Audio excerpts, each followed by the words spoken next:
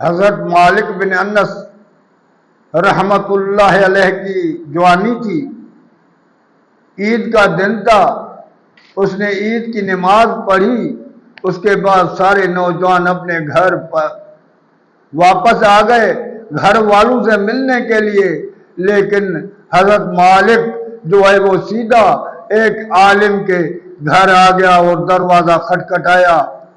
عالم دروازے پر آیا اور اس کو اندر بلایا تو اس کے کہا کچھ کھایا، اس کے سامنے روٹی رکھی، اس نے کہا مجھے روٹی کھانے کی کوئی ضرورت نہیں ہے۔ تو اس نے کہا پھر کیوں آئے ہو؟ اس نے کہا کوئی حدیث سناؤ۔ میں حدیث سننے کے لیے آیا ہوں۔ یعنی وہ اتنا بے قرار تھا کہ عید نماز پڑھ کر اپنے گھر والوں سے ملنے تک نہیں کہا گیا۔ اس نے کہا پہلے حدیث سن۔ تو وہ سیدھا اس عالم کے پاس آ گیا، اس نے اس کو چند حدیثیں سنائی، 40 حدیث تک اس کو سنائی اور اس کو کہا کہ تم یہ یاد کرو۔ اس نے وہ 40 حدیث یاد کی اور وہ 40 حدیث اس عالم کو سنائی۔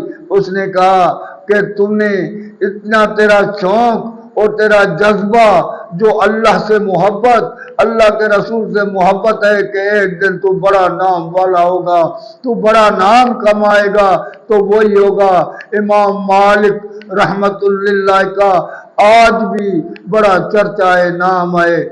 میرے بھائی، ہمارے اندر میں اتنا جذبہ ہونا چاہیے کہ عید کے دن اپنے گھر والوں سے ملنے سے پہلے اس عالم کے پاس گیا اور حدیث سن لی اور سیکھ لی۔